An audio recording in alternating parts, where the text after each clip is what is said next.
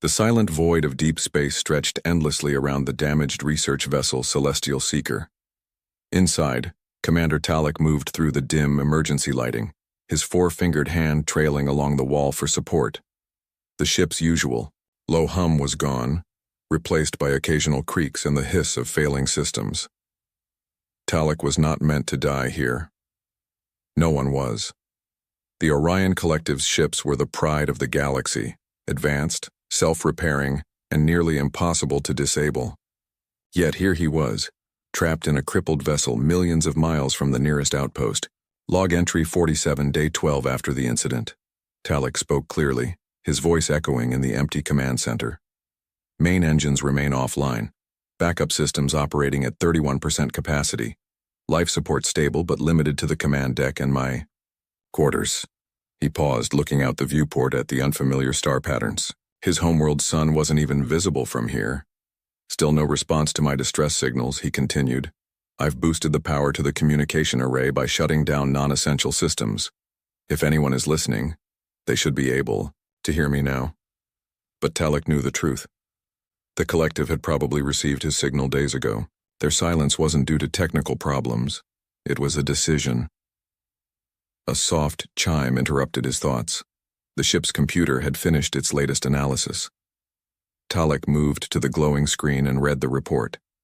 His shoulders slumped as the numbers confirmed what he already suspected. Even with strict rationing, his supplies would last only another 74 days. Computer, show me the damage assessment again, he ordered. A three-dimensional model of his ship appeared, with more than half of it flashing red. The propulsion system was completely destroyed, torn apart when they passed too close to what they thought was a stable neutron star. The unexpected radiation burst had fried many of the ship's systems and killed everyone else instantly. Talek had survived only because he'd been in the heavily shielded research lab at the time. Computer, calculate the nearest collective outpost that could mount a rescue, Talek asked, though he already knew the answer.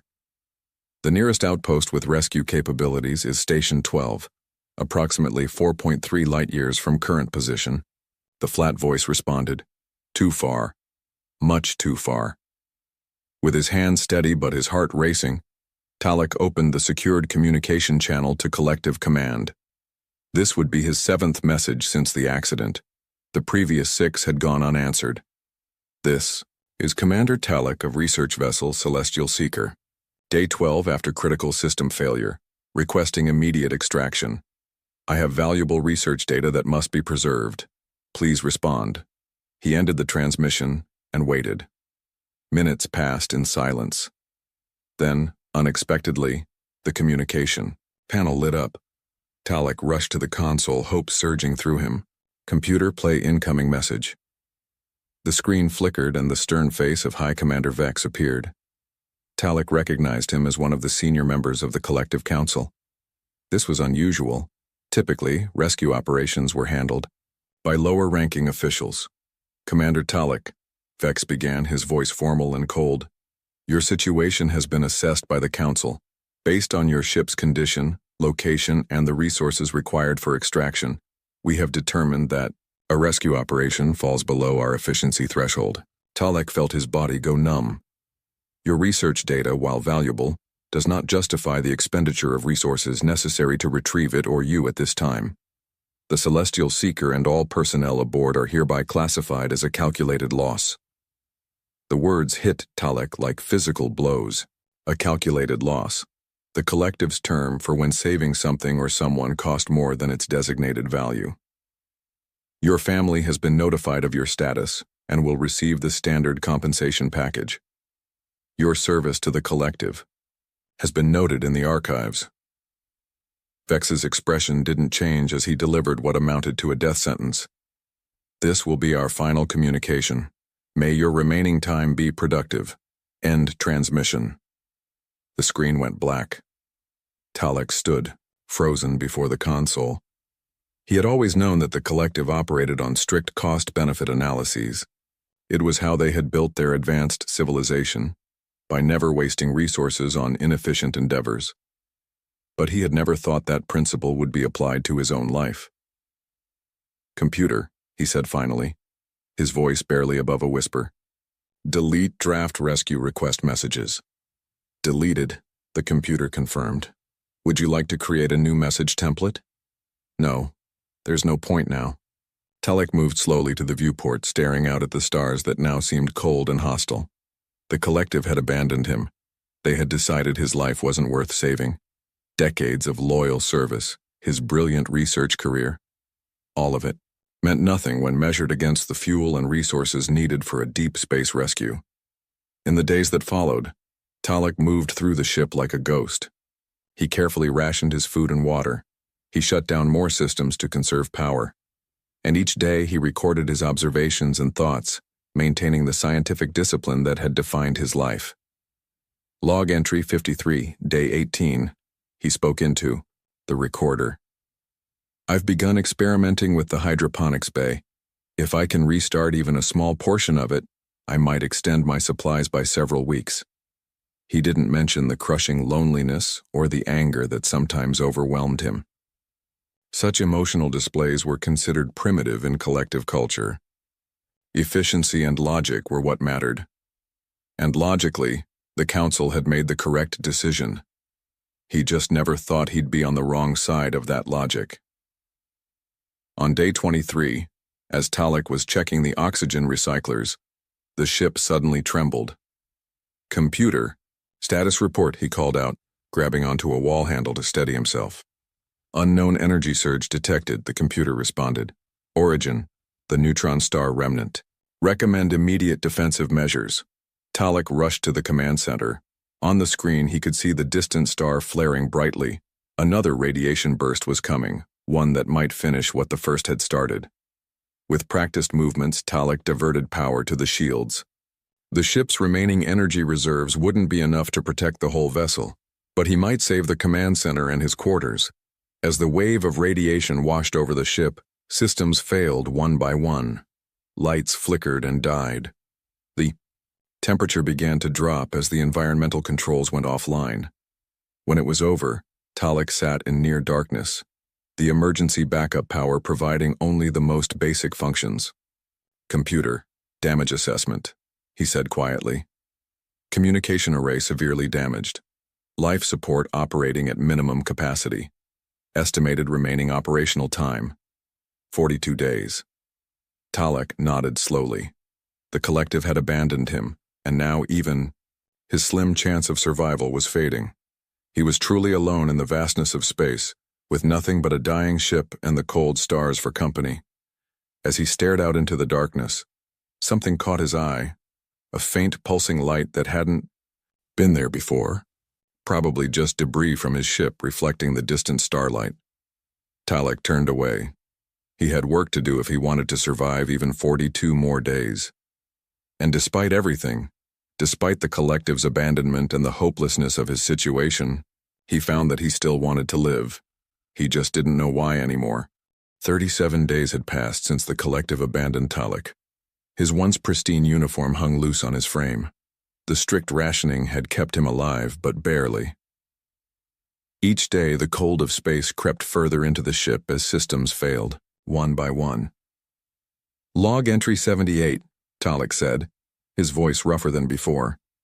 Day 37. I've managed to repair part of the hydroponic system. The first crop of nutrient pods should be ready in 2 weeks, assuming the grow lights hold out. He didn't mention that the lights were already flickering, or that the water recycler made alarming noises whenever it ran. Some facts were too depressing to record. Talek finished his daily check of the life support systems and returned to the command center. This had become his routine: maintain the ship, check for signals, record his logs, and then sit at the viewport watching the stars. The mysterious light he had seen weeks ago had not appeared again. Probably just space debris after all. He was about to turn away when something on the sensor panel caught his eye. A faint beeping, almost too quiet to hear. Computer, identify incoming signal, Talek said, rushing to the console. Signal detected. Origin unknown. Not matching any collective patterns. Talek's heart beat faster. Display signal data. The screen filled with a strange pattern. Pulses and pauses unlike anything in the collective database. Not random noise, but definitely not collective communication either. Is it a natural phenomenon? Talek asked. Negative. Signal contains regular patterns consistent with artificial origin. Artificial. Made by intelligent beings. Someone was out there. Can you determine the source location? The computer took longer than usual to respond. Approximate source location identified. Signal originates from Sector 47J, approximately 0.8 light-years from current position. Less than 1 light-year away. That was closer than any collective outpost. But who could it be? The collective had explored this region thoroughly and found no intelligent species nearby. Computer, divert power from non-essential systems to boost our transmission capabilities. I want to respond to this signal. Warning.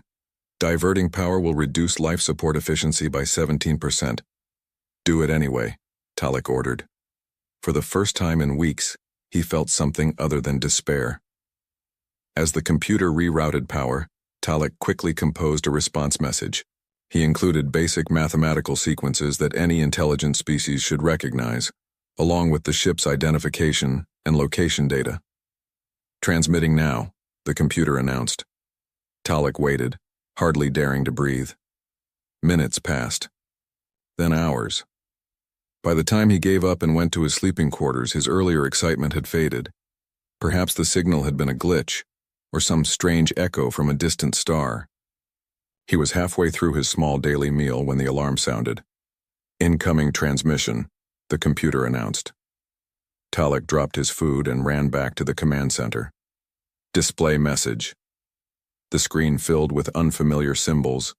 Definitely, not collective language. But beneath them was a series of mathematical responses to the patterns Talek had sent. Whoever they were, they had understood his basic communication attempt. Computer, analyze this language. Any matches in our database? No exact matches found. However, pattern analysis suggests similarities to languages from Sector 22. Sector 22 was far from here, at the very edge of collective explored space. The Council had deemed it resource poor and not worth thorough investigation. The message continued streaming in. Among the alien text were simple diagrams, what appeared to be a ship, coordinates, and a time measurement. Were they telling him they were coming? Computer, respond with our thanks and confirmation, Talek instructed. Use the same mathematical basis we established. Over the next few hours, the primitive but effective communication continued. Talek learned that the vessel called itself Horizon's Promise and belonged to a species called humans.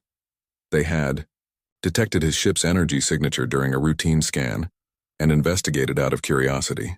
Most importantly, they were indeed coming to his location. Estimated arrival time is 12 days. The computer translated from their latest message. 12 days. Talek could hardly believe it. After being abandoned by his own kind, strangers from B, an unknown species, were coming to help him. It defied logic. A new message appeared on screen. The translation was rough, but clear enough. Are you in danger? Do you need medical assistance? The question confused Talek. Of course he was in danger. His ship was failing. But why would they ask about medical needs specifically? The collective would have prioritized the ship and its valuable data, not the individual inside it. Tell them life support is failing, but I am physically stable, Talek dictated. Ask them. He hesitated, then continued. Ask them why they are helping me. The response came faster than expected. Because you need help. Those 4 simple words struck Talek deeply. No cost analysis, no efficiency calculations, just a simple statement of need and response. As the days passed, communication with the human ship improved. Their computer systems were surprisingly adaptable, quickly learning to translate basic concepts. Talek learned they were on a supply mission to one of their colonies when they detected his signal. You diverted from your assigned mission? Talek asked during one exchange. The colony can wait a few weeks, came the reply. They're not in dire need, you are. This concept was foreign to Talek. In the collective, missions were planned with precise efficiency. Deviation was permitted only for the most compelling reasons, usually involving extremely valuable resources or strategic advantage, never for a single-stranded individual. On day 9 of their communication, the human ship sent a new message. "We're pushing our engines to maximum. New ETA, 36 hours. Hold on." Talek felt something he hadn't experienced in a long time. Hope, but also fear. What if these humans were not what they seemed? The collective taught that other species were either threats or resources. These humans didn't fit either category so far. That night, as Talek tried to sleep, the ship's power fluctuated wildly. He rushed to the command center to find multiple systems failing simultaneously. Computer, status report. Power core destabilizing. Estimated time to complete failure, 28 hours. 28 hours. The humans wouldn't arrive for 36. He was going to die just before rescue came.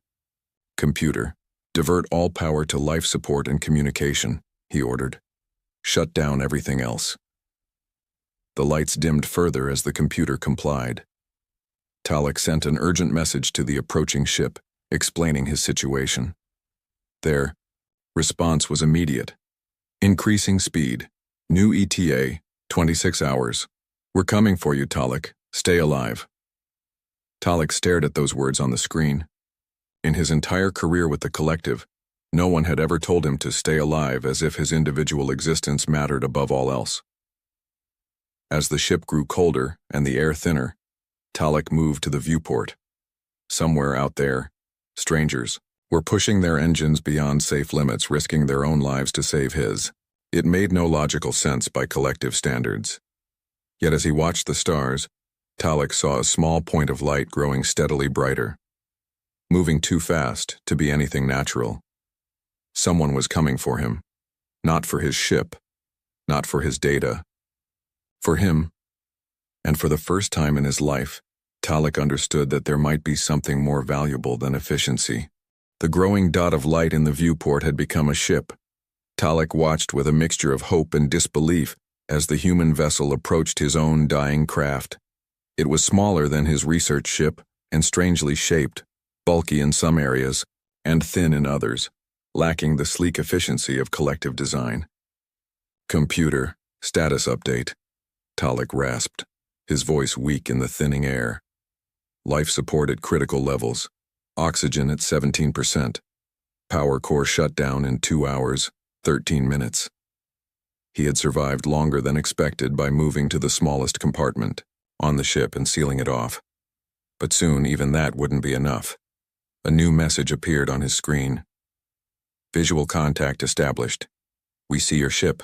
Preparing docking procedure. Stand by. Docking? Talek frowned. The logical approach would be for them to retrieve his research data remotely, or perhaps use a small probe to recover essential items. Directly connecting their ship to his failing vessel was unnecessarily risky. Warning, he sent back. My ship's power core is unstable. Docking not recommended. The response came quickly.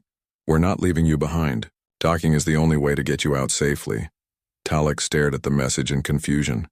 These humans were willing to risk their ship and their lives to save him personally?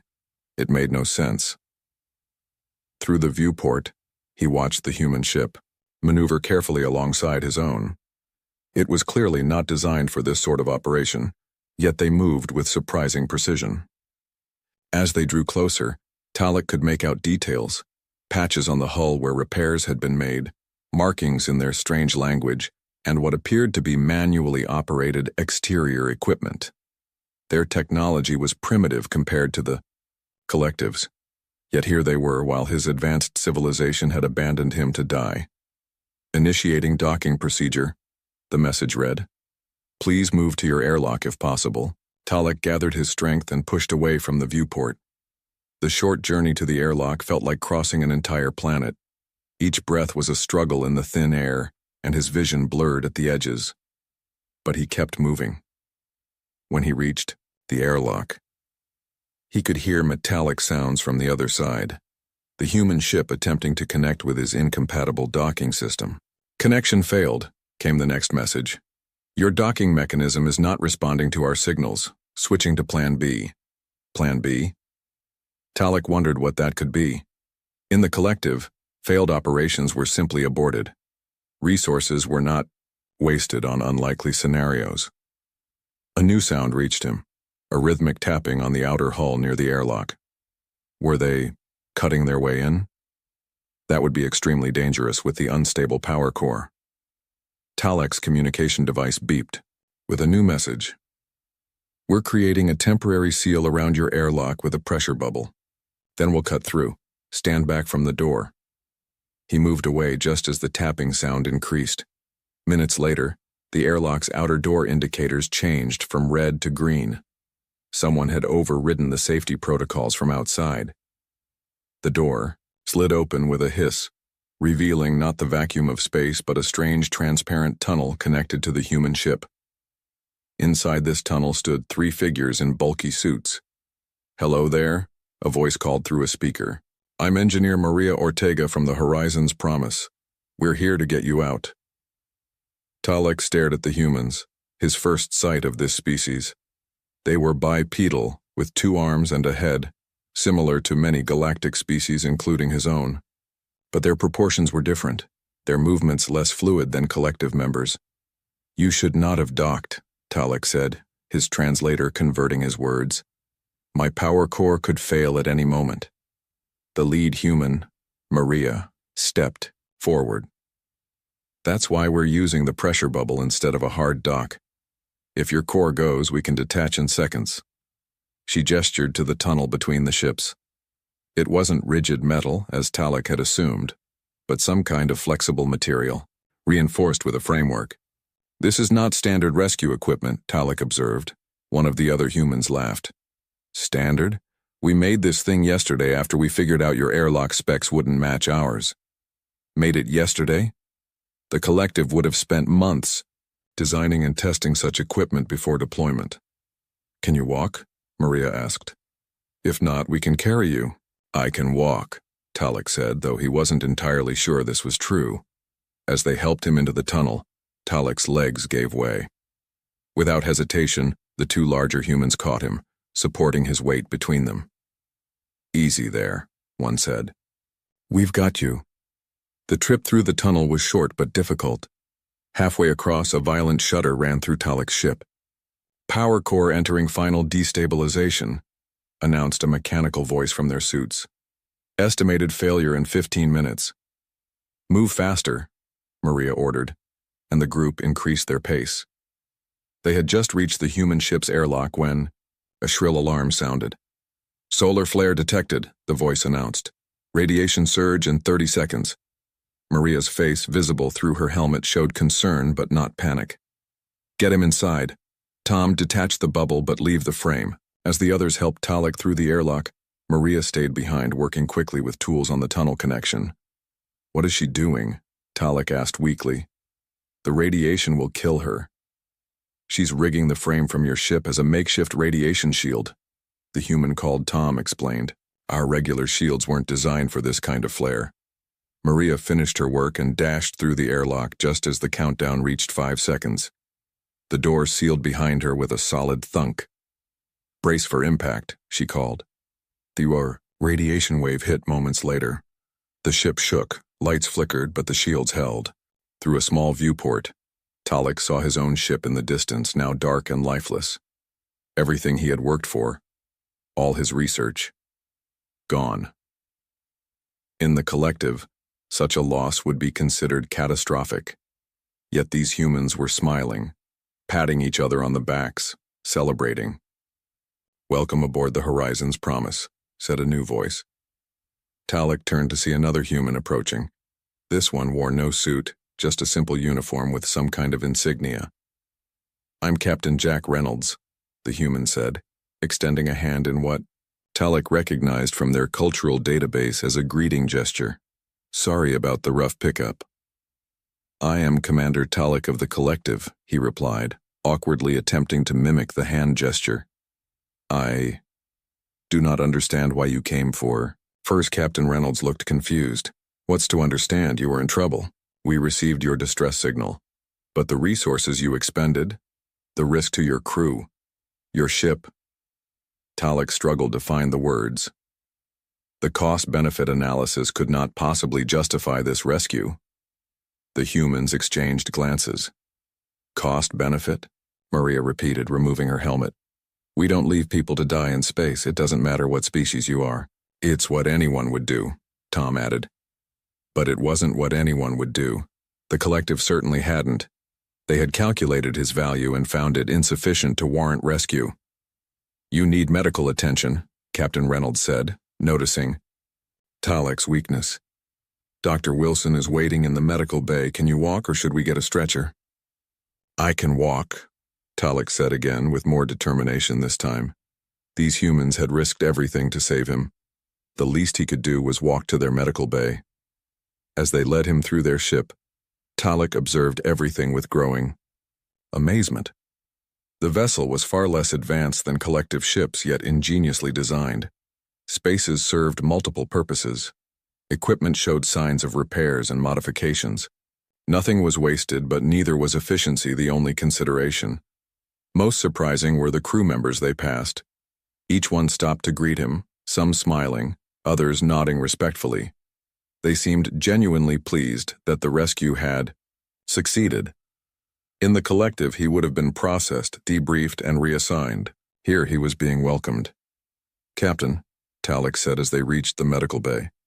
I must ask again, why did you save me? Captain Reynolds paused, looking thoughtful. Because out here in the deep black, all we've got is each other.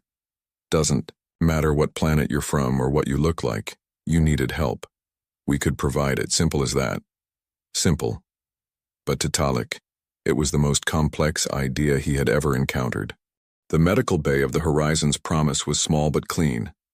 Dr. Ben Wilson, a human with graying hair and steady hands, examined Talek with careful movements. You're dehydrated and malnourished, Dr. Wilson said, reading from a handheld device. Your oxygen levels are low, but they're improving now that you're breathing our air. Talek watched as the doctor prepared an injection. Will that work on my biology? He asked. It should, Dr. Wilson nodded. We analyzed the biological data you sent during our communications. This is just basic nutrients and hydration boosters. Nothing too complicated.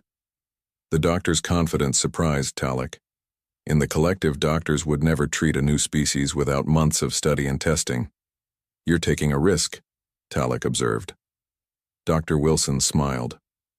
Life's full of risks. Hold still, please. The injection was quick and painless. Almost immediately, Talek felt energy returning to his limbs. Rest here for a while, the doctor instructed. I'll check on you in an hour. Left alone, Talek examined the medical bay more closely. The equipment was functional but basic compared to collective technology. Some devices showed signs of repairs and modifications, not factory standard but clearly effective. His thoughts were interrupted when the door slid open and Captain Reynolds entered, carrying a tray. Thought you might be hungry, the captain said, placing the tray beside Talek. We synthesized this based on the nutritional information you sent.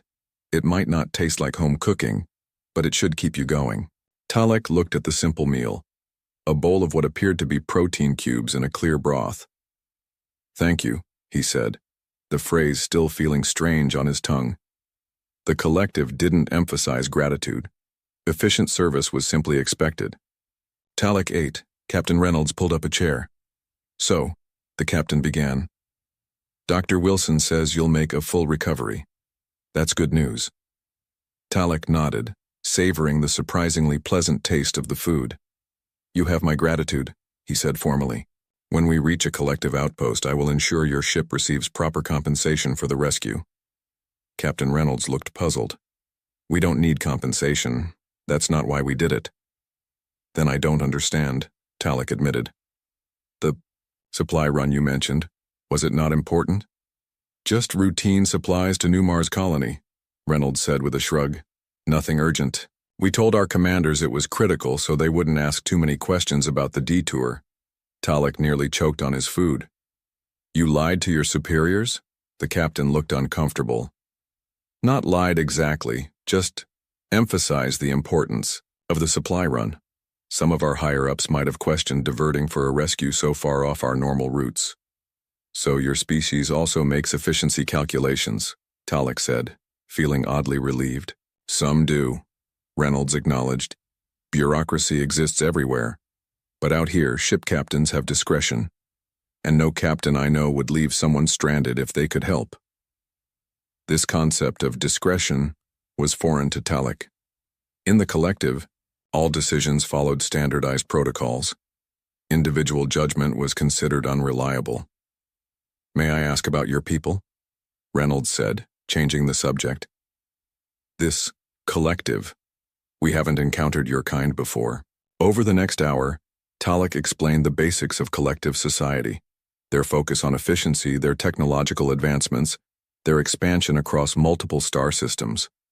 He found himself censoring certain details, uncomfortable sharing, how coldly they had abandoned him. And what about humans? Talek asked eventually. You have achieved space travel, yet your technology seems varied in advancement. Reynolds laughed. That's a polite way of saying some of our stuff looks like junk. I didn't mean. No offense taken, the captain assured him. You're right.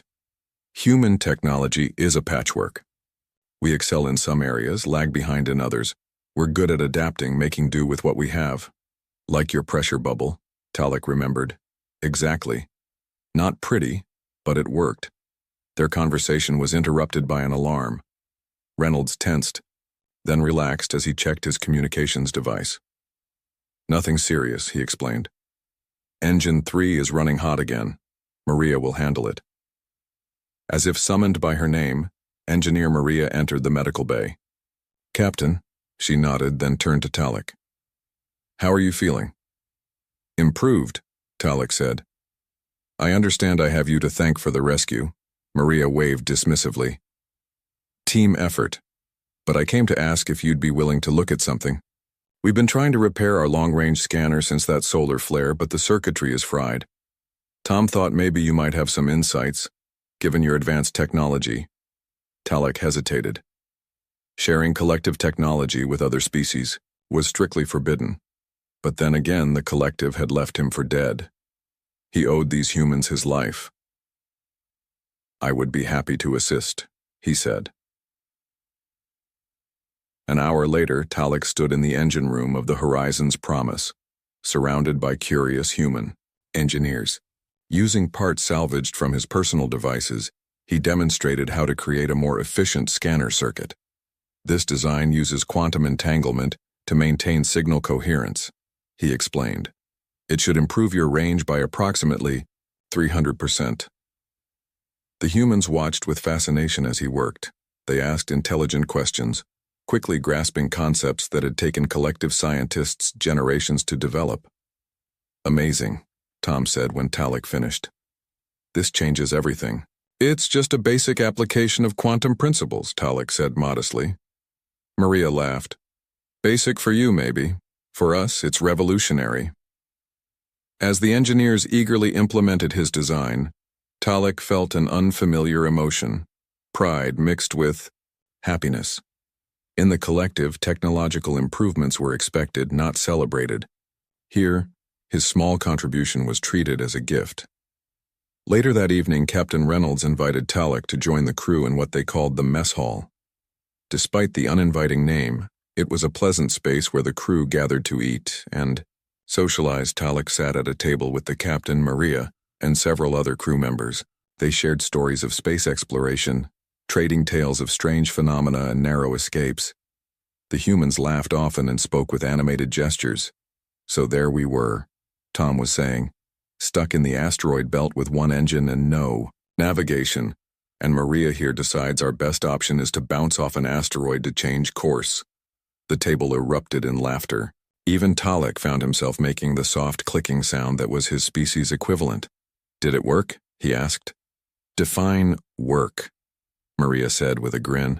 We changed course all right. Spent the next 2 days spinning like a top until we could stabilize. More laughter followed.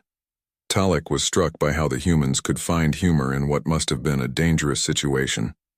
In the collective, he said slowly, such an incident would be recorded as a failure and analyzed to prevent recurrence. The responsible parties would be reassigned to less critical duties. A silence fell over the table. Sounds rough, Tom said finally. It is efficient, Talek replied.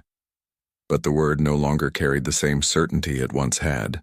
To efficiency, Captain Reynolds said, raising his cup in what Talek recognized as a toast. But the captain's tone suggested something closer to mockery than respect. And to finding better ways, Maria added, raising her own cup. The others joined, and looking expectantly at Talek. After a moment's hesitation, he raised his cup as well. To finding better ways, he repeated. As the meal continued, Talek observed the interactions among the crew, the casual touches, the easy laughter, the way they seemed to anticipate each other's needs. This was not the rigid hierarchy he was accustomed to. There was structure, yes, but also a flexibility, a warmth that the collective lacked. For the first time since his rescue, Talek wondered what would happen when they reached collective space. Would he simply return to his former life? Could he after experiencing this different way of existing? The thought troubled him more than he cared to admit. Collective space ahead, Captain, announced the navigator. We'll cross the border in approximately 3 hours. Captain Reynolds nodded and turned to Talek, who stood beside him on the bridge of the Horizon's Promise.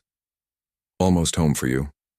Talek felt a strange tightness in his chest. After 3 weeks aboard the human ship, the thought of returning to the collective no longer brought the comfort it once would have. Yes, he said simply, unsure how to express his conflicted feelings. Those 3 weeks, Talek had become an unofficial member of the crew. He had helped improve their engines, enhance their communication systems, and even streamline their life support to use less power. The humans had accepted his help with gratitude rather than the expectation he was accustomed to in the collective. We should discuss what happens next, Reynolds said, gesturing for Talek to follow him to the small meeting room adjacent to the bridge. Once inside, Reynolds activated a display showing the border area. According to our intelligence, the collective maintains regular patrols in this sector. We'll likely encounter them soon after crossing. Talek nodded. The border is heavily monitored. Your ship will be scanned and identified as non-collective, low. That be a problem? Talek hesitated. The truth was, it might be. The collective treated unknown vessels with suspicion at best, hostility at worst.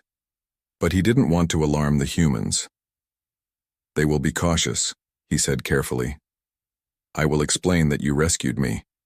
They will likely demand my return and send me for debriefing. What he didn't say was that the collective would also be extremely interested in the human ship and its technology. Not because it was superior, it wasn't, but because the collective collected all technological data for analysis and potential use. I should prepare a data package, Talek said suddenly.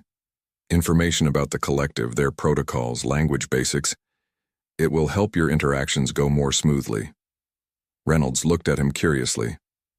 That would be helpful. Thank you. Talek spent the next 2 hours in his quarters, preparing not just basic information about the collective, but also something else, something that went against everything he had been taught. He was identifying weaknesses in collective defensive systems, details that might help the humans if things went wrong. When they were 1 hour from the border, Captain Reynolds called the senior crew for a briefing. Talek attended at the captain's request. We're about to enter collective space, Reynolds explained to the assembled group. Talek has provided information to help us communicate effectively. Our goal is simple: return Talek to his people and continue our journey. What if they're not friendly? Maria asked, voicing what others were clearly thinking. Reynolds looked to Talek for an answer. The collective values efficiency above all, Talek explained. They will not attack without reason, as conflict is inefficient. But they will want to examine your ship and technology. They may insist on it. And if we refuse? Tom asked. Talek's response was candid. They would interpret that as hostile intent. The room fell silent as the implications sank in. Then we'll be diplomatic, Reynolds decided. We'll allow basic scans but decline any boarding requests. We're in their territory, so we'll be respectful, but we won't compromise our ship. The crew nodded in agreement, though tension remained visible on their faces. As they dispersed to their stations, Maria approached Talek. "Are you okay?" she asked quietly. "You seem troubled." Talek was surprised by her perception. A collective member would never have noticed or commented on his emotional state. "I am uncertain," he admitted.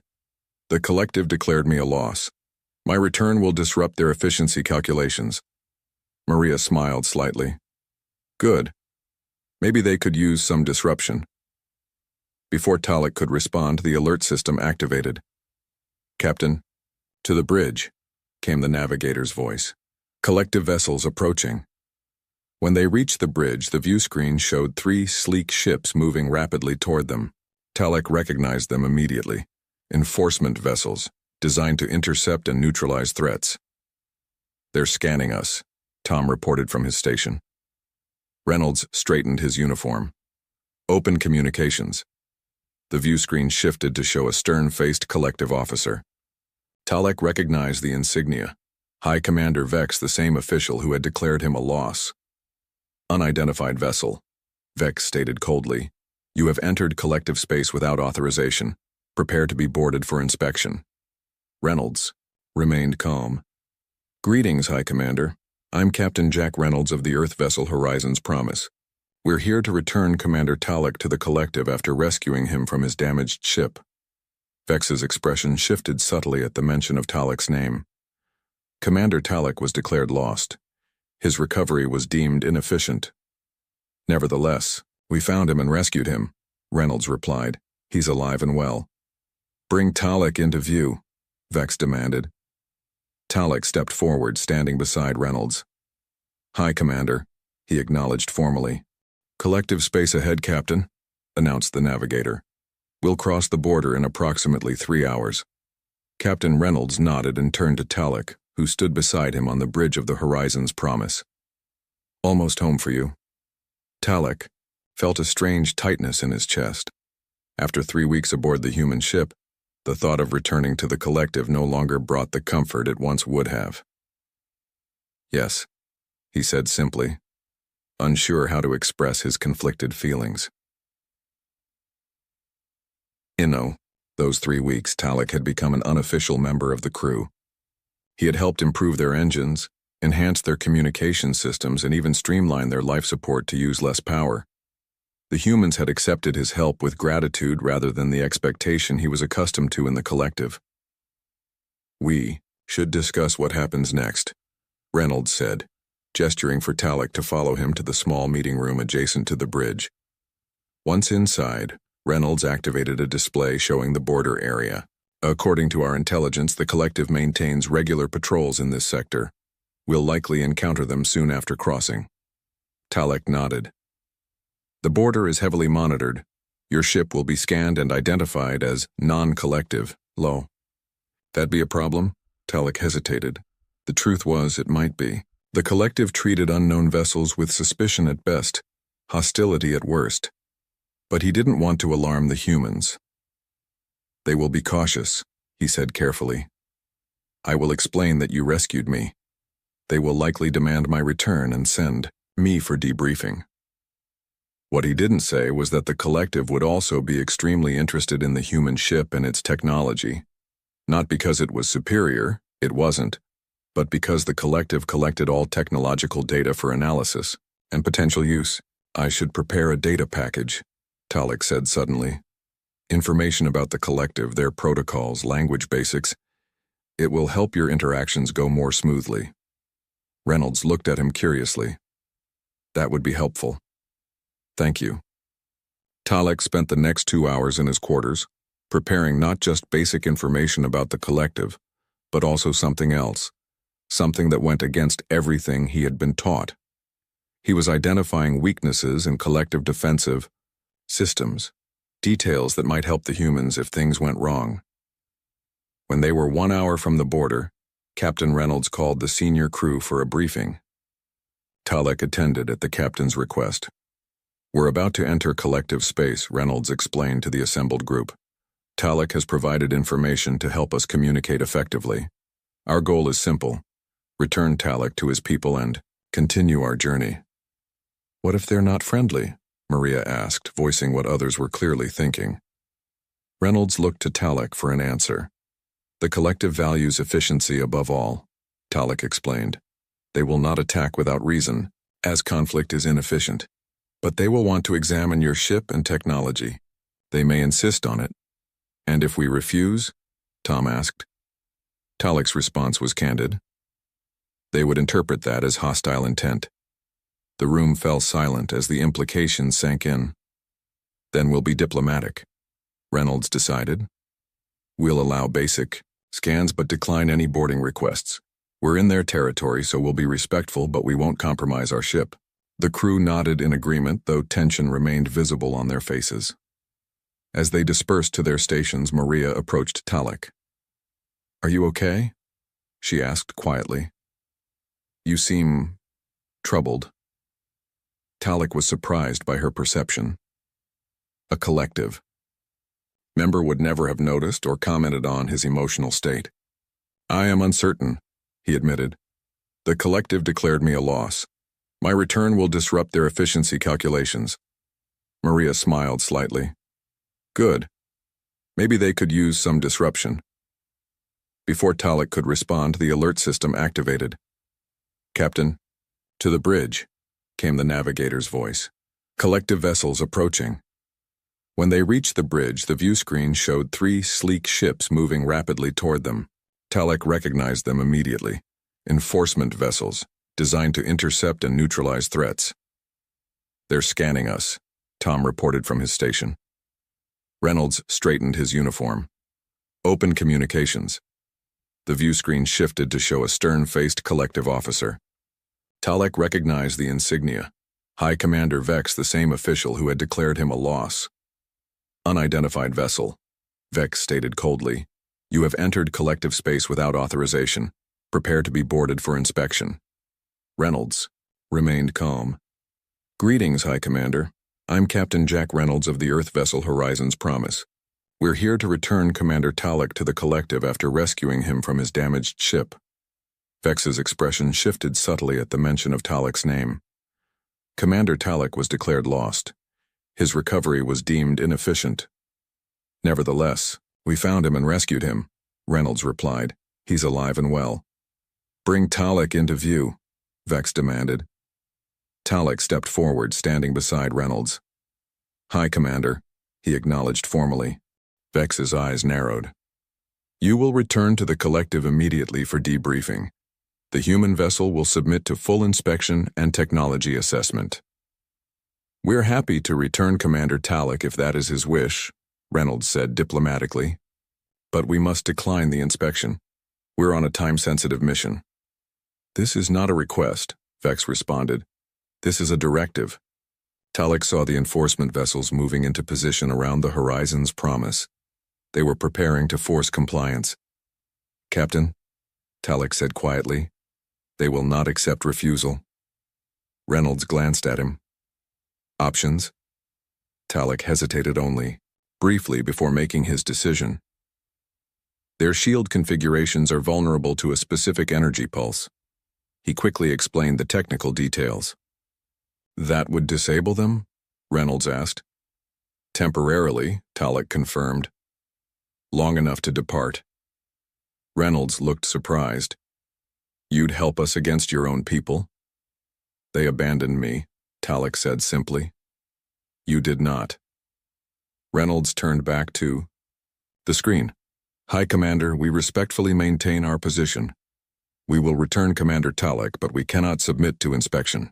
"Then you leave us no choice," Vex replied coldly. "Prepare to be boarded by force." The transmission ended. On the sensor display, the enforcement vessels powered up their weapon systems. "Maria," Reynolds called, "implement Talek's modifications. Tom, prepare for emergency acceleration." The crew moved with practiced efficiency, following Talik's instructions to create the energy pulse that would disrupt the collective vessel's shields. "Ready, Captain," Maria reported moments later. "Wait," Talik said suddenly. He stepped forward, again. "Let me speak to them once more." Reynolds nodded. "Open the channel." High Commander Vex appeared on screen again, clearly irritated. "Your delay is inefficient." "High Commander," Talik began, "I wish to address the Collective Council directly." Vex frowned. "That is not protocol." "Neither is abandoning a commander and then demanding his return," Talik responded, with a firmness that surprised even himself. After a long pause, Vex nodded. "The Council will hear you." The screen shifted to show 5 stern faces, the ruling council of the Collective. Talik recognized them all. "Commanders," he greeted them formally. "I stand before you as one declared a loss yet living. You abandoned me to die in space, calculating that my life was worth less than the fuel needed to rescue me." The council members remained impassive. "These humans," Talik continued, "with their primitive ships and limited resources, decided differently. They diverted their mission, risked their lives, and used precious supplies to save a stranger of a different species." He paused, gathering his thoughts. "I have lived among them. I have seen a society that values individual life alongside efficiency. They collaborate rather than calculate. They celebrate survival rather than accepting loss. And their approach has produced innovations our rigid thinking has missed." One of the council members spoke. "Your emotional attachment to these humans is clouding your judgment, Commander Talik." "Perhaps," Talik acknowledged. "Or perhaps it has cleared it. I believe the Collective can learn from humans, just as they can learn from us. I propose an exchange, knowledge and resources rather than force." The council members conferred silently among themselves. Finally, the central figure spoke. "Your proposal has merit," she admitted reluctantly. "It would be efficient to learn from a new species through cooperation rather than conflict." Talik felt relief wash over him. "Thank you, Counselor.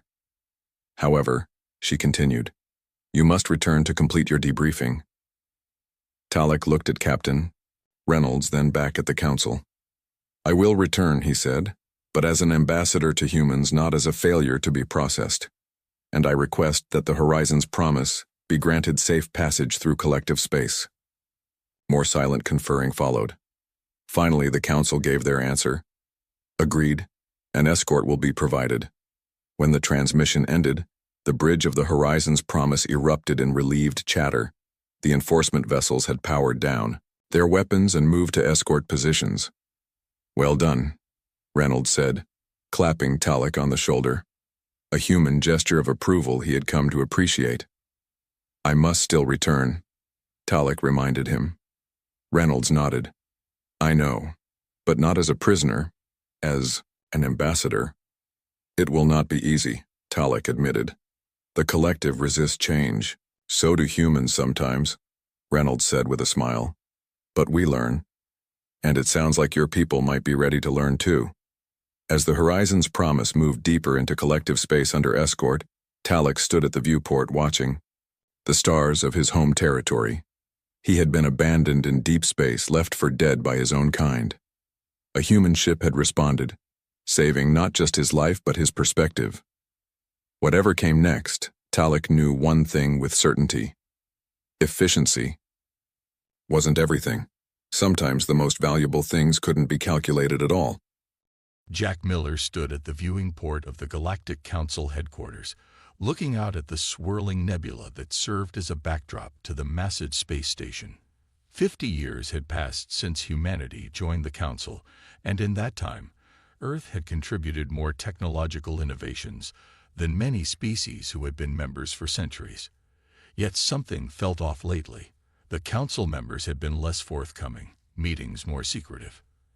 "Ambassador Miller, the Granthi delegate is requesting to postpone your meeting again," said Tom Reed, his aide and friend of 15 years. The young man's face showed the same concern Jack had been feeling for weeks. "That's the third time this month," Jack replied, turning away from the view. Something isn't right, Tom. I've been on this station long enough to know when I'm being avoided. The council chamber, an enormous circular room with seats for representatives of over 200 species, had once felt like a place of possibility to Jack. Now the empty seats seemed ominous as he walked through during the station's night cycle. "Security is lighter tonight," Tom observed, keeping his voice low. "The Zenith Guards changed their patrol pattern last week." Jack nodded. "Perfect timing for what I have planned." For months, Jack had been building a network of allies who shared his suspicions. One of them was Lisa, a blue-skinned scientist from the Terran system whose species had joined the Council only 20 years after humans. "The archives should be empty now," Jack said, checking his communication device. "Lisa will loop the security feeds for exactly 18 minutes. Tom looked nervous but determined. "Enough time to get in and out. If what your source said is true, we'll know soon enough." The two men moved through the dimly lit corridors of the station's lower levels. Jack used his ambassador's override codes to access areas that were technically permitted but rarely visited by non-archivists. The door to the secure records slid open with a soft hiss. "Remember, we're looking for files from the Strategic Planning Committee meetings from the last 6 months," Jack whispered as they moved between tall data storage units. Tom nodded and began searching through one section while Jack took another. The minutes ticked by as they scanned through thousands of records. "Jack," Tom's urgent whisper cut through the silence. "I found something. It's encrypted, but it has Earth's designation code attached." Jack hurried over. The file was indeed heavily protected, but as an ambassador, he had higher clearance than most realized. He applied his security key, and the file began to decrypt. "We have 11 minutes left," Tom reminded him. The holographic display flickered to life, projecting the contents of the file into the air before them. As Jack read, his face grew pale. This can't be right," he said, his voice barely audible. The document detailed plans for a complete quarantine of Earth and all human colonies. The Council had secretly voted to classify humans as a disruptive species that was evolving too rapidly for galactic stability. The final phase included the harvesting of Earth's resources after its population was relocated to designated habitation sectors. "They're planning to contain us, then strip our world bare," Jack said, the reality sinking in. "According to this, they've already begun sabotaging our colonial expansion efforts and limiting our military technology." "They're planning to contain us, then strip our world bare," Jack said, the reality sinking in. "According to this, they've already begun sabotaging our colonial expansion efforts and limiting our military technology." Tom's hands shook as he downloaded the files to a secure device. "There's more, Jack. Look at the dates on these operations. Some of these sabotage efforts began 40 years ago. They'd never trusted us." Jack continued reading, discovering that several human space accidents previously thought to be technical failures had actually been orchestrated by Council operatives. The loss of the Mars settlement ship with 300 colonists, the mysterious explosion at the Jupiter research station, all deliberate actions to slow human advancement. "We need to download everything and get back to Earth," Jack decided, his mind racing. "We have to warn them." A soft alert from Tom's device warned them that they had only 5 minutes remaining before the security feeds would return to normal. They worked quickly, copying as many files as they could. Just as they finished, the main lights in the archives suddenly brightened. Someone was coming.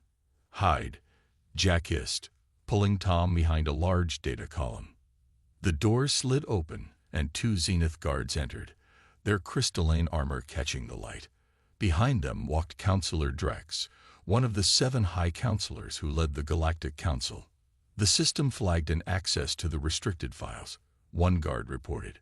"Someone is in here." Jack knew they couldn't escape without being seen.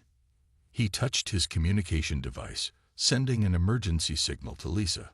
Seconds later, alarms began blaring throughout the station. "Station emergency protocols activated," announced the automated system. All personnel report to safety zones. The guards hesitated, looking to Counselor Drex for instruction. Check the archives quickly, Drex ordered. Then we must follow protocols. As the guards moved deeper into the archive, Jack and Tom slipped out behind them, using the confusion to escape into the corridor.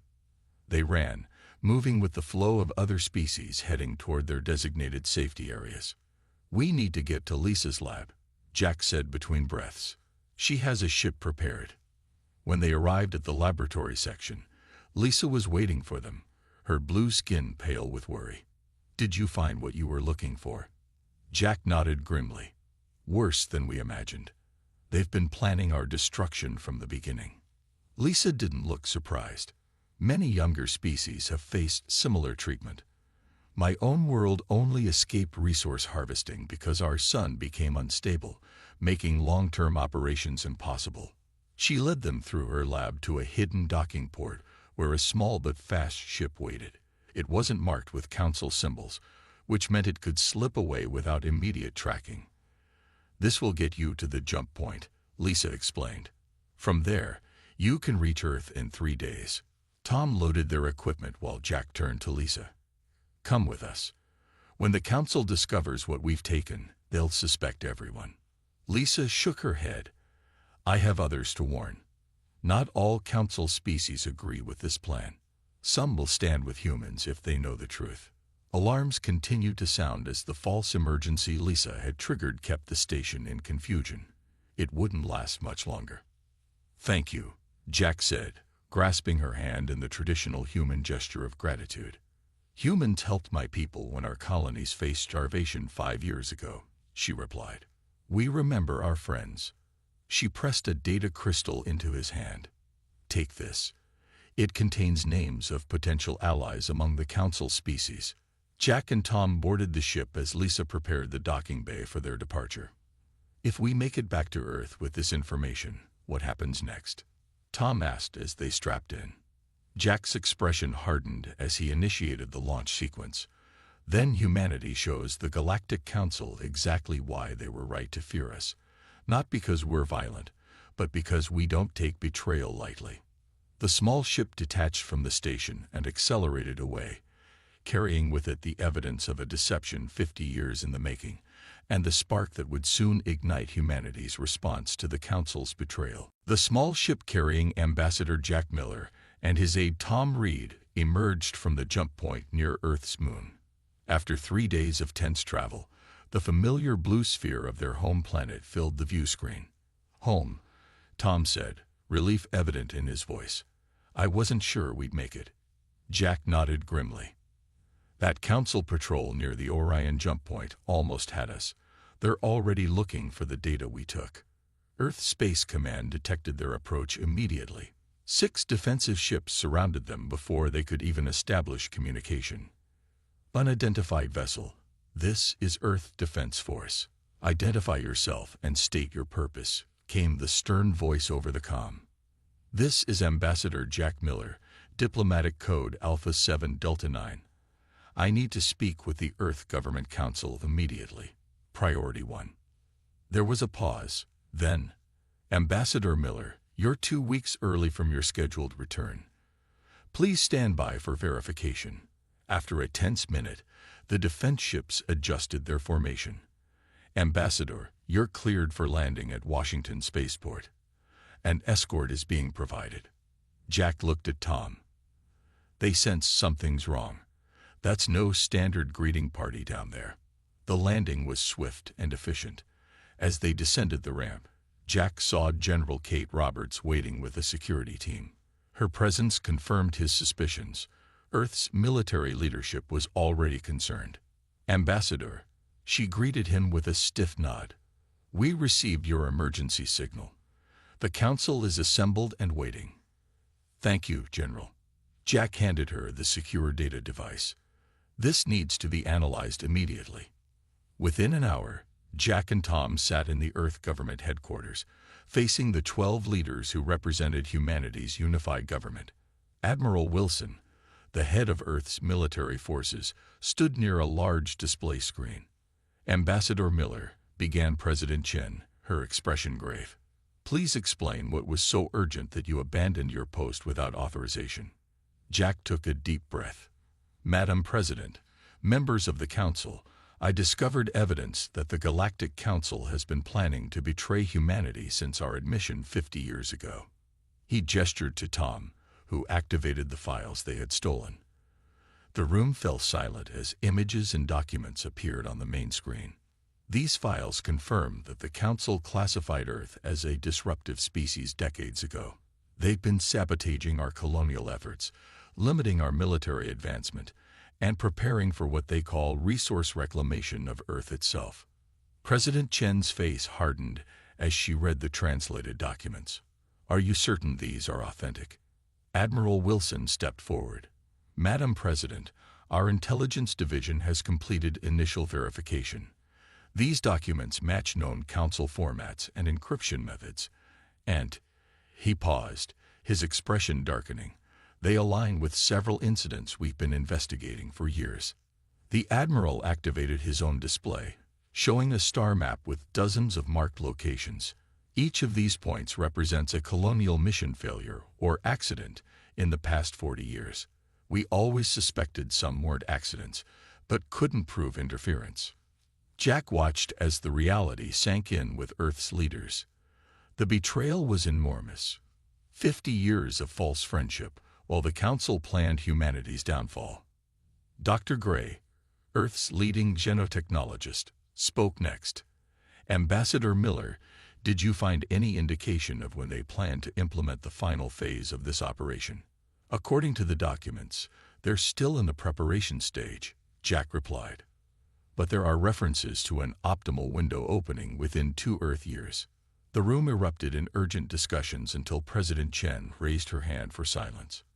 "Admiral Wilson, what is Earth's true military capability if we face the combined Council forces?" This was the question everyone feared.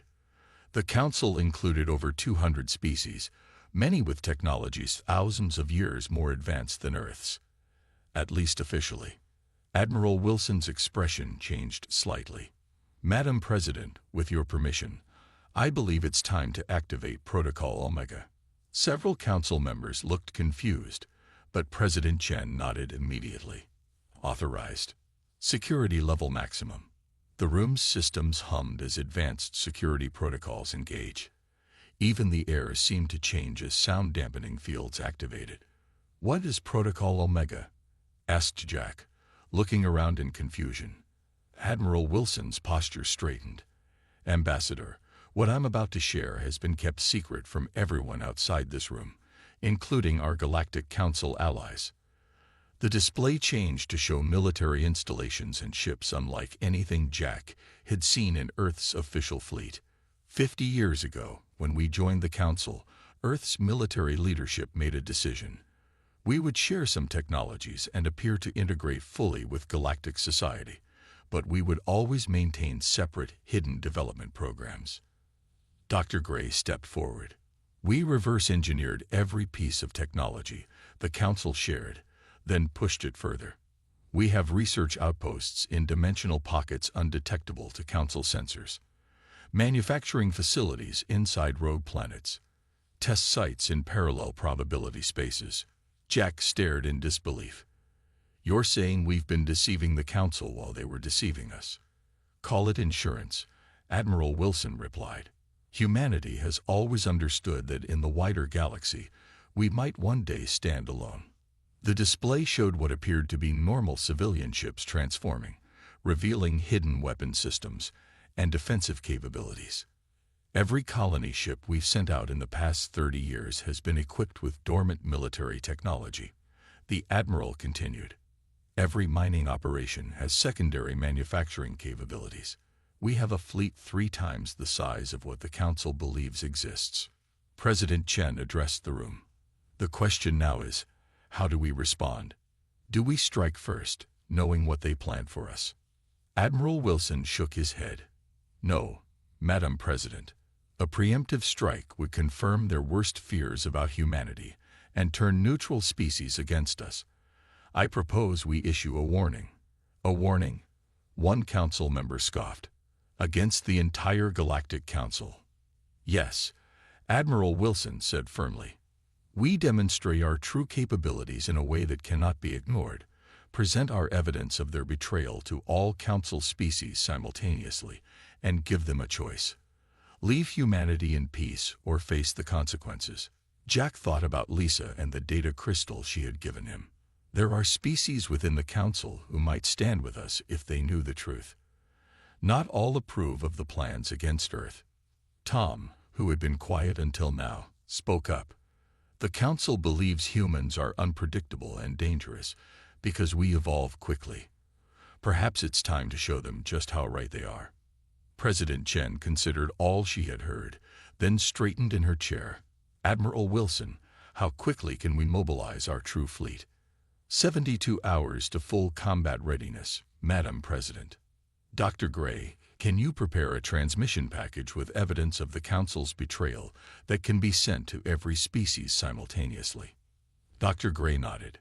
Yes, Madam President. My team can have it ready in 24 hours. President Chen looked at each person in the room. Then in 3 days, humanity will issue its response. We will show the Galactic Council that we discovered their betrayal. We are prepared for it, and we are giving them one chance to reconsider.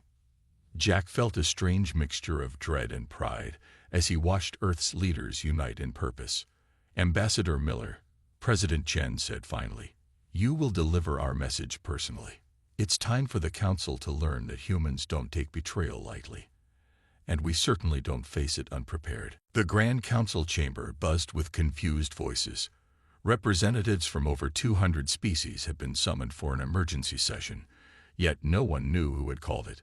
The 7 High Counselors themselves looked perplexed as they took their seats at the elevated platform. Order. We will have order, demanded High Counselor Drex, his voice booming through the massive circular room. We are attempting to determine who activated the emergency protocols. As the chamber slowly quieted, the massive central holographic display flickered to life, showing only a simple Earth emblem. A ripple of whispers passed through the assembled representatives. What is the meaning of this? Counselor Mira of the ancient Thran species asked, her elongated fingers tapping impatiently on her control panel. Where is the human ambassador? As if answering her question, the enormous doors at the main entrance slid open. Ambassador Jack Miller walked in, flanked by 6 humans in military uniforms. Admiral Wilson led them, his face expressionless as he surveyed the chamber. Representatives of the Galactic Council, Jack began, his voice amplified throughout the room. 3 days ago, I discovered evidence of a betrayal so profound that it threatens the foundation of trust upon which this council was built. The holographic display changed, showing classified council documents and plans involving Earth. Several council members shifted uncomfortably as they recognized the files. For 50 years, humanity has participated in good faith as members of this galactic community, Jack continued. Yet for those same 50 years, certain members of this council have been planning our containment, exploitation, and eventual destruction. High Counselor Drex rose from his seat. Ambassador Miller, these accusations are serious and unfounded. Whatever documents you claim to have found are clearly forgeries designed to. They are not forgeries, interrupted Admiral Wilson, stepping forward. We have verified their authenticity, including the signatures authorizing the sabotage of human colonies that resulted in the deaths of thousands of our people. The display shifted to show scenes of colonial disasters, followed by the confidential council reports that revealed their true cause. Jack's voice hardened.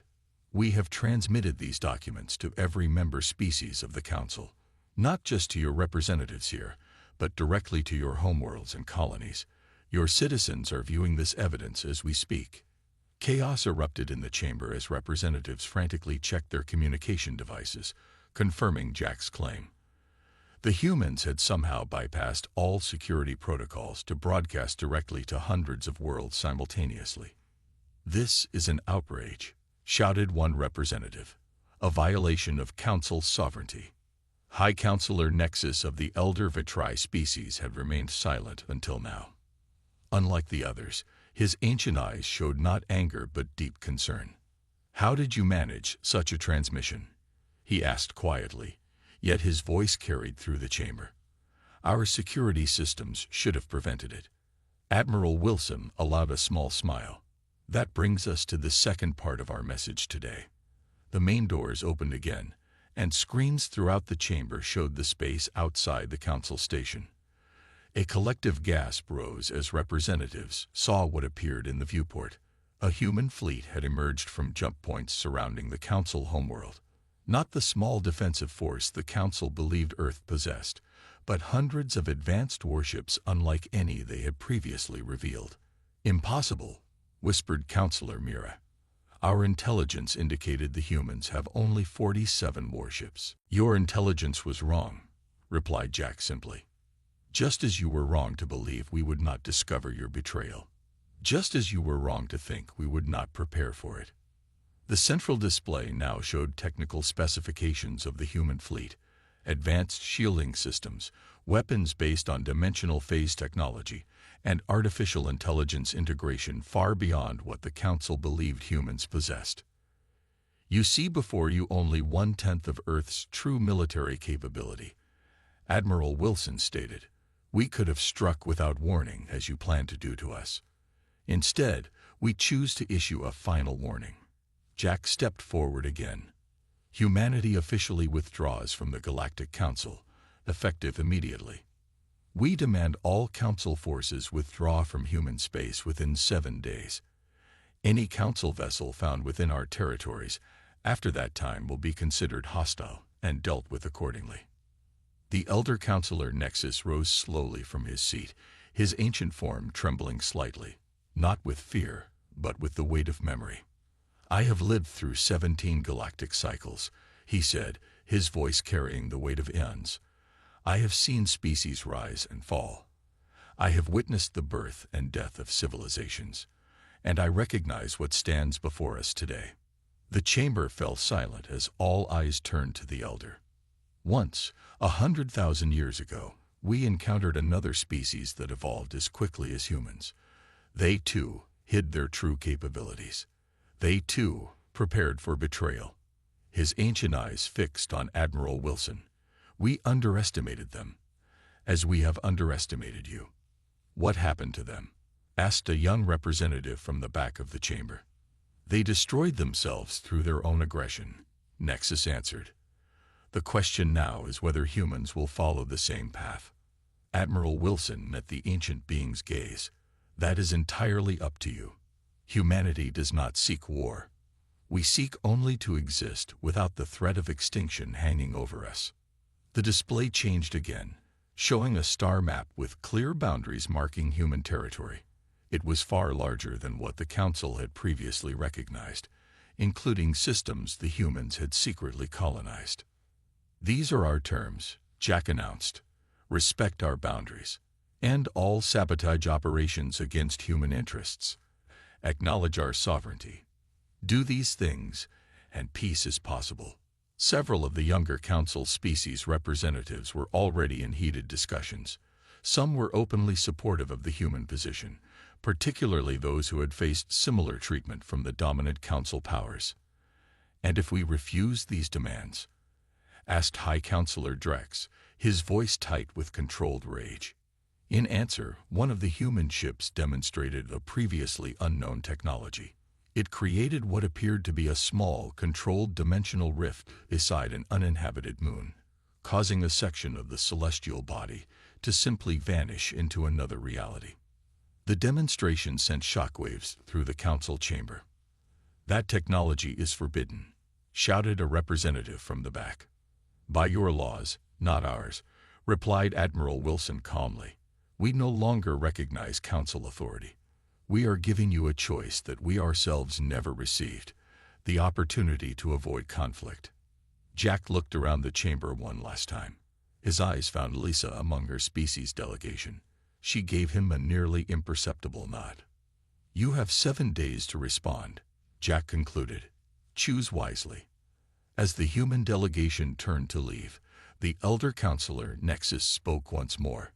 "Ambassador Miller," he called, his ancient voice resonating with something like respect. "In all our calculations about human potential, what did we miss? How did your species prepare so thoroughly for a betrayal you shouldn't have suspected?" Jack paused at the doorway. "Because throughout our history, every time humans have encountered a more advanced civilization, we've suffered. So when we reached the stars and found you, we hoped for the best, but prepared for exactly what we found." The doors closed behind the human delegation, leaving the council in stunned silence as the fleet outside maintained its perfect formation, a visible reminder that the galaxy had changed forever. For 6 days, the Galactic Council debated furiously behind closed doors. Some species argued for immediate compliance with human demands, while others insisted that giving in to such threats would set a dangerous precedent. The elder races remained unusually quiet, their ancient minds calculating possibilities that younger species could not yet comprehend. On the 7th day, as the deadline approached, the Council made its decision.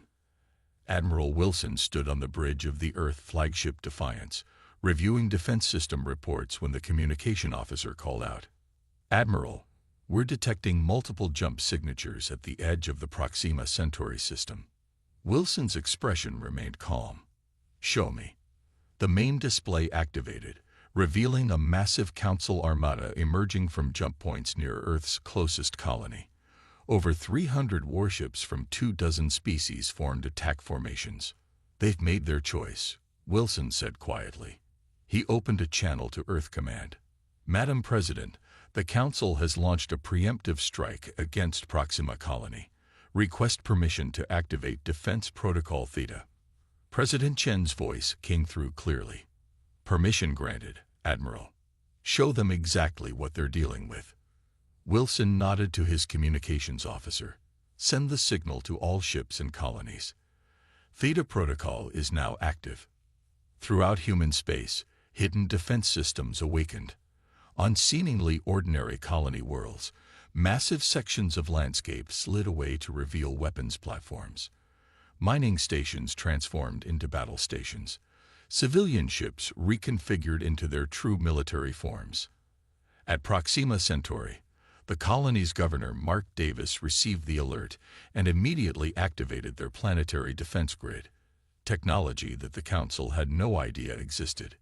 His hands moved swiftly across the control panel. "All non-essential personnel to shelters," he ordered. "Defense grid to full power. Activate the shield network." Outside, the first wave of Council ships approached the seemingly vulnerable colony. Their sensors showed minimal defenses, exactly what they expected from Earth's second-largest but still developing colony. The Council Fleet Commander, General Crusade of the militant Voltar species, smiled with satisfaction. The humans bluffed. "This colony is practically defenseless. Begin the attack sequence. Show them the price of defiance." The first volley of energy weapons fired from 50 Council warships simultaneously, enough firepower to level the entire main settlement. But the shots never reached their targets. A shimmering energy field materialized around the colony, absorbing the attack completely. Then, from orbital positions where Council sensors had detected nothing, 30 human ships decloaked. On their colony command center, Governor Davis watched calmly. "Return fire. Targeted disabling shots only. Remember the Admiral's orders. We demonstrate power, not vengeance." The human ships fired weapons unlike anything the Council had seen before. They didn't use typical energy beams or projectiles. Instead, small dimensional rifts opened directly inside the Council vessel's engine compartments and weapon systems, selectively removing key components without harming crew members. Aboard his command ship, General Crusade watched in horror as ship after ship in his fleet lost power and weapons capability without a single casualty. "Impossible," he shouted. "How are they doing this? Where are these weapons in our intelligence reports?" His tactical officer stared at readings in disbelief. "General, they're using some form of targeted dimensional manipulation. They're not destroying our ships. They're surgically disabling them." In near-Earth space, Admiral Wilson monitored the situation. Phase 1 complete. Begin Phase 2. Throughout Council space, hidden human installations activated simultaneously. These weren't weapons, but rather specialized transmission systems, planted decades ago by humans posing as traders, tourists, and diplomatic staff. On thousands of worlds, the truth about the Council's plans for Earth appeared on communication networks. Not just the evidence Jack had discovered, but complete operational plans, names of those responsible, and the long history of the Council's exploitation of younger species. At the Council headquarters, chaos reigned as representatives demanded explanations from the High Councilors. "You planned the same for my world," accused the representative from Tellus, a relatively new council member. "These documents show we were next after Earth." Similar accusations flew across the chamber as centuries of secrets unraveled in minutes. Back at Proxima Colony, over 200 council ships now drifted powerless. Not a single human vessel had been lost. Not one human life had been taken. Governor Davis opened a communication channel to the disabled council fleet. "General Crusade, your attack has failed. Your ships are disabled, but your life support systems remain functional. We will provide emergency transport for your crews if needed." On the Defiance, Admiral Wilson received an urgent message from one of his captains. "Admiral, we're detecting another jump signature, much larger than the first wave." Wilson nodded grimly. "The main council fleet. They're committing everything." Near Jupiter, the space seemed to ripple as the primary council armada emerged. Over 500 capital ships, led by the massive dreadnought Eternal Dominion. High Councilor Drex himself commanded this fleet, determined to crush the human rebellion once and for all. "The humans have some new technology," he addressed his fleet commanders. "But they cannot stand against our combined might. All ships, prepare for final approach to Earth." Before the order could be carried out, Admiral Wilson gave a simple command: "Activate the fold." Throughout the Sol system, hidden generators powered up. The technology had been Earth's most closely guarded secret, the ability to create a controlled dimensional pocket around an entire star system. Space itself seemed to bend around the Council fleet. The stars shifted position. Earth and its orbital defenses simply vanished from their sensors. "What's happening?" demanded Councilor Drex. "Where did they go?" His science officer worked frantically at her station. "Counselor, we haven't moved." "They have. They've somehow folded their entire system into a dimensional pocket. We're now effectively in a different reality from Earth." "That's impossible. No species has mastered system-wide dimensional manipulation." A communication channel opened on the Eternal Dominion's main display. Admiral Wilson's face appeared, calm and resolved. "High Councilor Drex, as you can see, your weapons cannot reach us. We exist slightly out of phase with your reality at this moment, but our weapons can still reach you." To demonstrate, a small human vessel no larger than a shuttle appeared near the Eternal Dominion. It fired a single pulse that passed through the dreadnought's shields as if they didn't exist, precisely disabling its main power core. The mighty flagship of the Council fleet went dark, emergency systems barely maintaining life support. "This is our final warning," Admiral Wilson continued. "We have shown restraint. We have taken no lives despite your unprovoked attack. But our patience has limits." Throughout Council space, more and more species were breaking ranks, declaring neutrality or even offering alliance with Earth after seeing the evidence of the High Council's plans. On a dozen worlds, revolutions began as populations learned how their leaders had conspired with the Council against their interests. The galactic order of thousands of years was collapsing in a single day. Admiral Wilson's voice carried across every Council communication channel. "The choice remains the same. Leave humanity alone, or face consequences beyond your comprehension. You have 1 hour to recall all military forces from human space and acknowledge our independence." As the ultimatum was delivered, the small human ship near the Eternal Dominion disappeared back into its dimensional fold, leaving the Council fleet floating powerless in the void. A perfect symbol of how quickly the balance of power had shifted in the galaxy. 1 month after the confrontation at Jupiter, Representatives from 27 galactic species gathered in the Great Hall of Unity on Earth.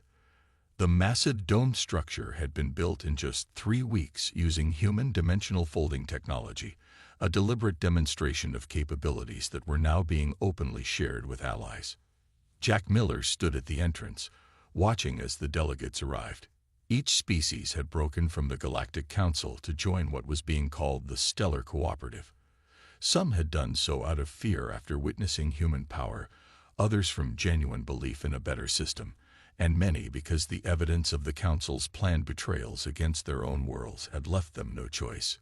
"Quite a change from the Council chambers," said Tom, now appointed as Jack's deputy ambassador.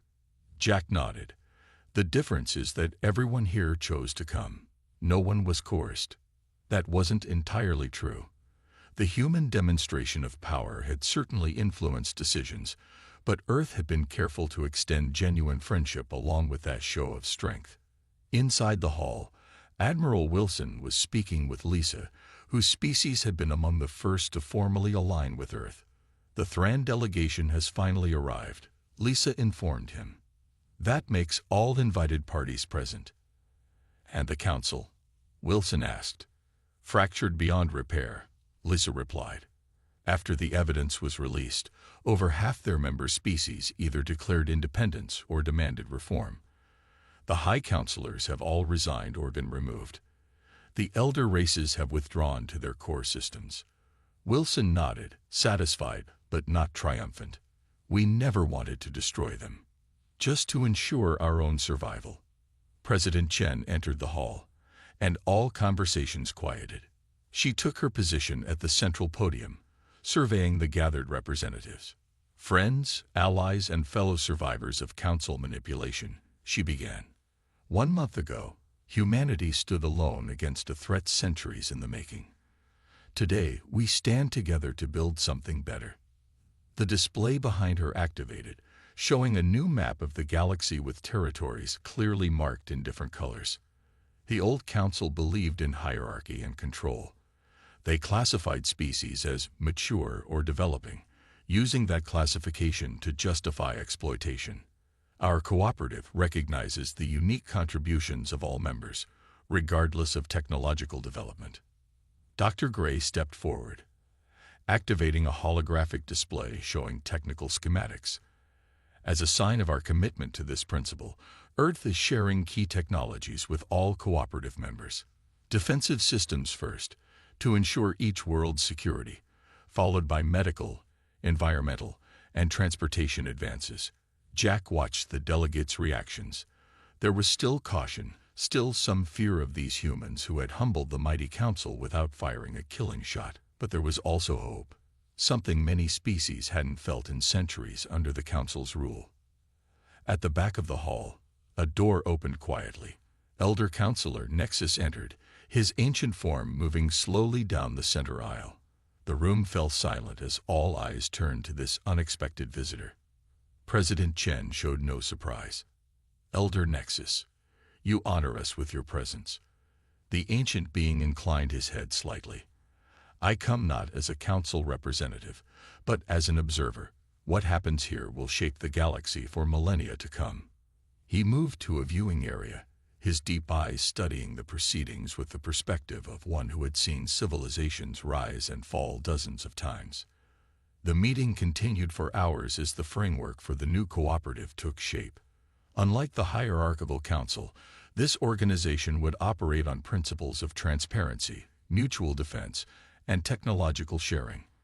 Most revolutionary was the requirement that all diplomatic agreements be shared with the species' general population. No more secret deals made by leaders without their people's knowledge. As the session ended for the day, Jack approached Elder Nexus, who stood staring at a large viewport overlooking Earth's night side, the lights of cities gleaming below. "Elder Nexus, may I ask why you really came?" Jack asked directly. The ancient being turned slowly. "In my 17 galactic cycles of life, I have seen this pattern before. A young species rises, discovers betrayal, and responds with force. Usually, they then become the very thing they fought against. And you came to see if humans would follow that path. Yes, the Elder's eyes seemed to look through Jack rather than at him. Your species concerns many of the ancient races, not because of what you did, but because of how you did it. How we did it. You had the power to destroy the Council completely, to eliminate those who plotted against you. Yet you disabled rather than destroyed. You revealed truth rather than impose your will. This is unusual. Jack considered his words carefully. Our history is filled with examples of what happens when power is used for vengeance rather than justice. We didn't want to repeat those mistakes on a galactic scale. Elder Nexus made a sound that might have been a laugh. So young, yet you speak with the wisdom that many of my kind have forgotten. He gestured toward the bustling hall. This cooperative of yours, it will face challenges. Some members join out of fear, others from opportunism. We know, Jack acknowledged. Building trust takes time, but it has to start somewhere. In another part of the hall, Admiral Wilson and Dr. Gray stood together, watching Earth's rotation from a different viewport. Do you think we did the right thing? Dr. Gray asked quietly. Revealing all our technologies at once could have consequences we haven't foreseen. Wilson's expression remained thoughtful. We kept secrets because we feared betrayal. Now we need to build something based on openness. He paused. Besides, we haven't revealed everything. Dr. Gray raised an eyebrow. You mean Project Sentinel? Some insurance policies are worth maintaining, Wilson replied. At least until this new arrangement proves itself. The next morning, the formal signing of the Stellar Cooperative Charter began. Each species representative approached the central table to add their signature or equivalent mark to the document. When all had signed, President Chen addressed the assembly once more. Today marks not an ending but a beginning. The principles we establish here will be tested. There will be disagreements, challenges, even threats from those who prefer the old ways. But standing together, we can face whatever comes. As if on cue, an aide hurried to Admiral Wilson, whispering urgently in his ear.